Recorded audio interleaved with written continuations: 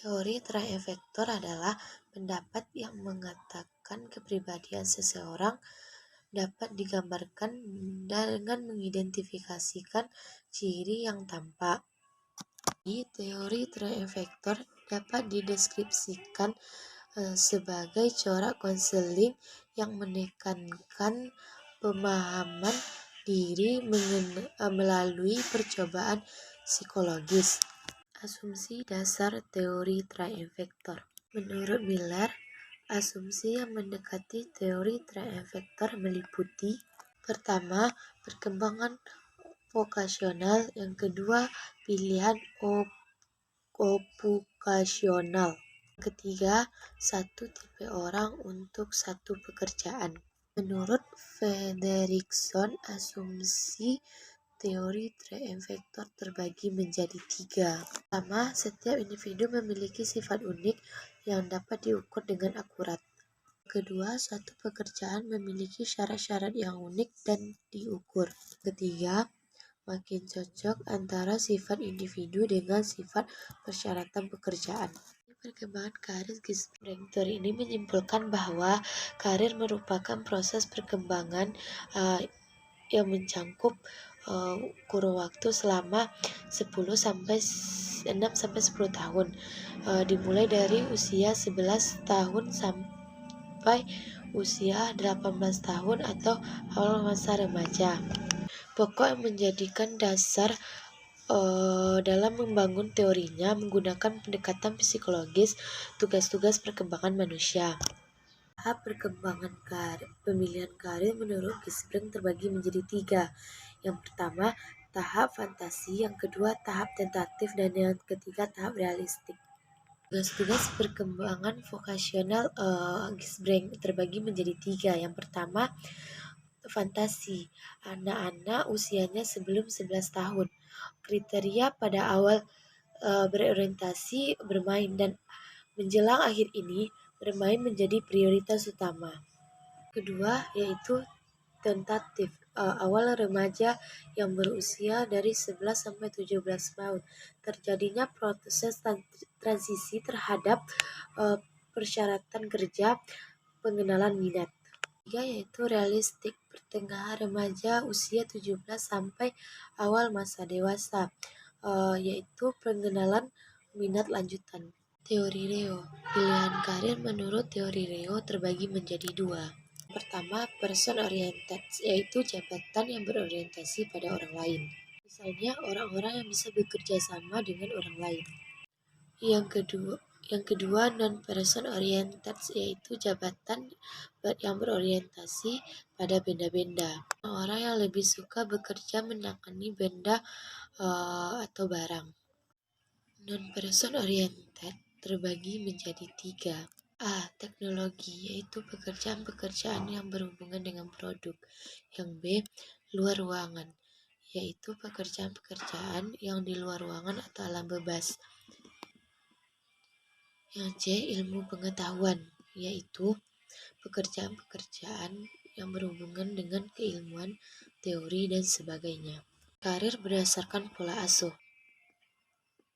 Menurut Reo, pola asuh terbagi menjadi 8. 1. Yaitu pelayanan; yang kedua, usaha; yang ketiga, orientasi; yang keempat, teknologi; yang kelima, pekerjaan lapangan; keenam, pengetahuan; yang ketujuh, budaya; dan yang kedelapan, seni. Tingkatan karir menurut Reo. Pertama, tak terampil; yang kedua, semi terampil; yang ketiga, terampil; yang keempat, semi profesional; kelima, profesional tingkat kedua; dan yang keenam, profesional tingkat pertama. Donald Super mengatakan bahwa karir yang akan dilalui oleh seseorang akan dipengaruhi oleh beberapa faktor. Pertama, faktor yang terdapat pada individu itu sendiri, seperti minat, bakat, kemauan, dan sebagainya. Dua, faktor yang berada di luar diri individu, di antaranya faktor sosial, ekonomi, keluarga. Proses perkembangan karir Super terbagi atas 5 tahap. yaitu anak mengembangkan berbagai potensi seperti minat, bakat, kemampuan, sikap, dan lain sebagainya. Yang kedua, fase eksplorasi, yaitu dari umur 15 sampai 24 tahun. Pertama, fase perkembangan terjadi pada awal anak baru lahir hingga kurang lebih umur 15 tahun, di mana orang memikirkan alternatif jabatan tapi belum mengambil keputusan atau kepastian. Yang ketiga yaitu fase pemantapan, yaitu dari usia 25 sampai 44 tahun. Memiliki usaha tekun dan melakukan seluk-beluk dengan pengalaman. Yang keempat itu fase pembinaan, berusia dari 45 sampai 64 tahun, di mana orang dewasa menyesuaikan diri dengan penghayatan jabatan. Kelima, fase kemunduran. Bila orang sudah memasuki masa pensiun, akan memulai hidup yang baru dengan melupakan jabatannya. Tugas perkembangan vokasional Donald Super. Pertama yaitu perencanaan garis besar masa depan, dimulai dari usia 14 sampai 18 tahun.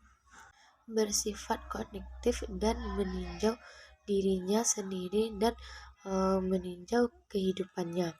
Penentuan yaitu dari usia 18 sampai 24 tahun.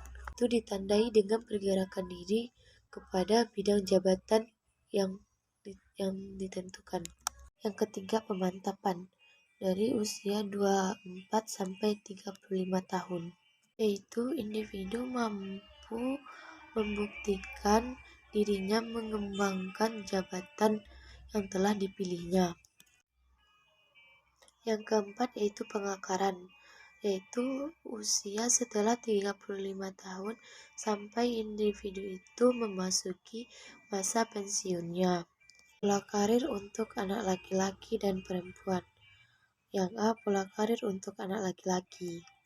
Pola karir kas terampil dan stabil. Yang kedua, pola karir kas konvensional, kas pekerja. Ketiga, pola karir tidak stabil. Yang keempat, pola karir yang berulang-ulang. Yang B, pola karir untuk wanita. Pola karir ibu rumah tangga. Yang kedua, pola karir konvensional. Ketiga, pola karir dengan pekerjaan yang stabil. Keempat, pola karir dua jalur karakteristik. Kelima, pola karir karakteristik yang memasuki pekerjaan. 6. Pola karir dengan percobaan yang berulang-ulang. Aplikasi teori Donald Super terhadap konseling, yaitu membantu tingkat perkembangan karir dan menentukan tujuan-tujuannya. Teori Grunbos itu masing-masing individu memiliki arah perencanaan karir. Teori dasar sosial didasarkan pada yang pertama, tingkah laku manusia dalam bentuk timbal balik. Yang kedua, tanpa Reiter Champ. Tiga, kognisi dan reguler dini. Faktor yang mempengaruhi perkembangan karir Grunbos. Yang pertama, faktor pengaruh genetik dan kemampuan khusus. Yang kedua, faktor kondisi dan peristiwa lingkungan. Dan yang ketiga, faktor pengalaman belajar. Realisasi teori Grunbos terhadap pelayanan konseling di sekolah. Menjelaskan masalah dan tujuan, mengidentifikasi berbagai macam solusi. Teori Holland.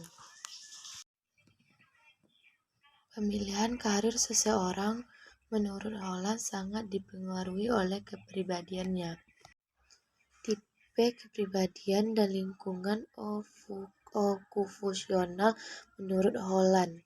Yang ketiga, mengumpulkan informasi, dan yang keempat, mengevaluasi ulang. Pertama, tipe realistik, itu bersifat jantan, kuat jasmani, kurang dalam bergaul, agresif, dan lain sebagainya. Dua, tipe investigasi, intelektual dan memiliki sifat kecenderungan untuk membendungkan daripada mengatasinya. Ketiga, tipe sosial. Memiliki sifat tanggung jawab, sosial, dan feminim. Yang keempat yaitu konvensional, yaitu cenderung menyenangi bahasa yang apabila tersusun dengan baik.